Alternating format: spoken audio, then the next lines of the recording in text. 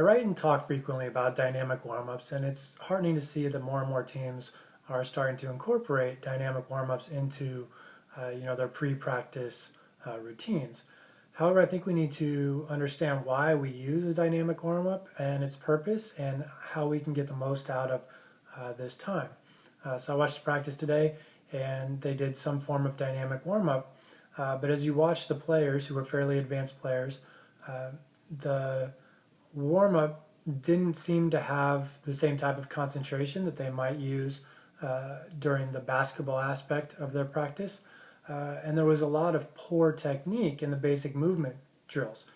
So even drills that were designed to elicit a specific response, and the players had been drilled previously in this specific drill and what they were trying to accomplish, the technique wasn't at all what the coach was demonstrating and trying to achieve in some of the drills or activities.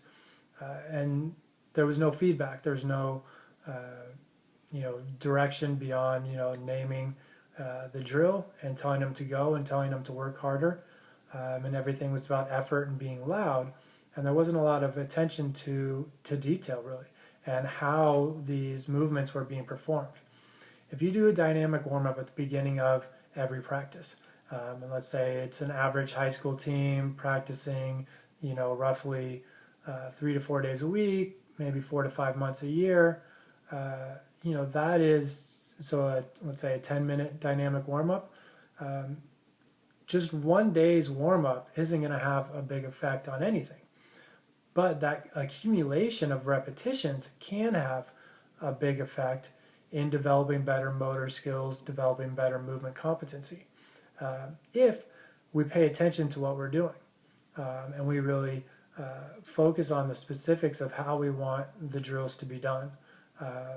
And so just doing basic skip drills or basic karaoke drills, and allowing poor technique or poor mechanics, poor biomechanics within the drills, now we're building poor movement patterns and poor movement habits. And then when we get in pressure situations, or we add intensity or we add load, and we default to these basic movement patterns, that's where we're going to end up with injuries. So if we're doing a jumping exercise, for instance, and we're landing with our toes out and our knees starting to cave in a little bit, we don't develop the injury in the dynamic warm-up, where maybe we're not, it's a sub-maximal jump, we're only jumping a couple inches off the ground, something like that. But then we go for a rebound in a game, and we come down and we get a little bit of contact as we're coming down, so we're slightly off balance, and we default to this habit, and now we've got a lot more force on the landing, and we're in an even greater compromised position, and that potentially is where we suffer the injury. So this time that we spend in a dynamic warm-up, to me, it's not about warming up for the daily activities of practice. If I was only concerned about getting their heart rate up or doing some activity before we got to the harder parts of practice, I would do something else. I would start with shooting drills or start with dribbling drills or something of that, just to have them move a little bit before we did more intense drills. When I worked with younger players, under nines, I didn't really think that they need to stretch or warm up. They'd come in, they're ready to go. They're running around the gym, while the group in front of us is clearing out and we're starting. They've already warmed up just because they're running around chasing each other. We don't need to do anything to prepare them for practice. They were already prepared physically. I use the dynamic warm-up to teach and develop and train movement skills that are the basis of any skill that we're going to do on the court, whether in that practice or in the future. And so, I focus a lot on, skips, squats, lunges, things of that nature. I don't do a lot of the kind of stretching type dynamic warm-up activities that a lot of teams will do, the, basic quad stretch, except for you're walking forward in between each stretch, or same type with a hamstring stretch, where you're basically touching your toes but taking steps in between. I don't do a lot of those exercises. Most of mine are movement based. Again, skipping, lateral shuffling, forward shuffling, backward shuffling, jogs, sprints, jumping, hopping, bounding.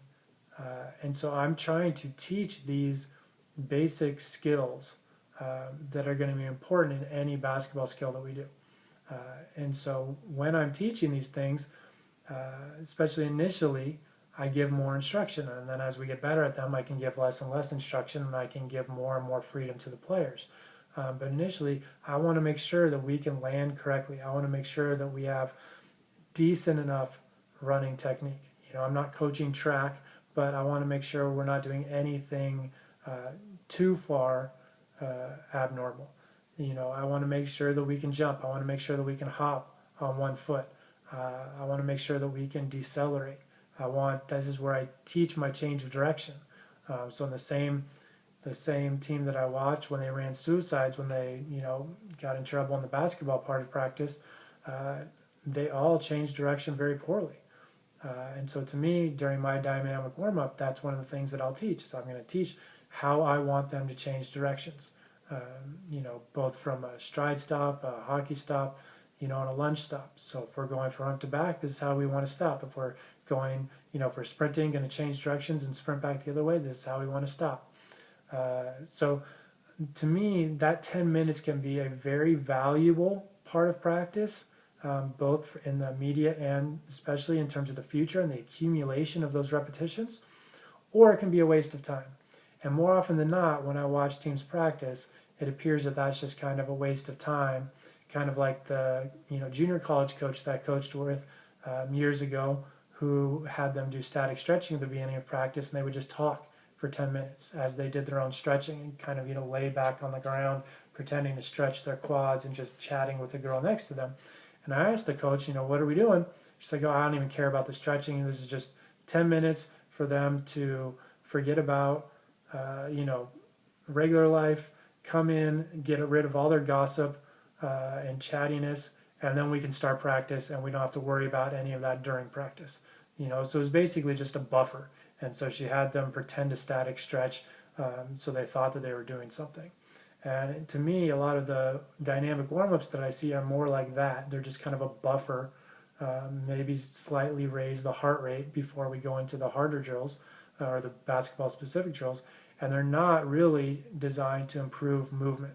For me, it's a time to get a lot of repetitions and try to improve that movement, and over time, I think it does have a positive effect, both in terms of performance and also in terms of preventing injuries.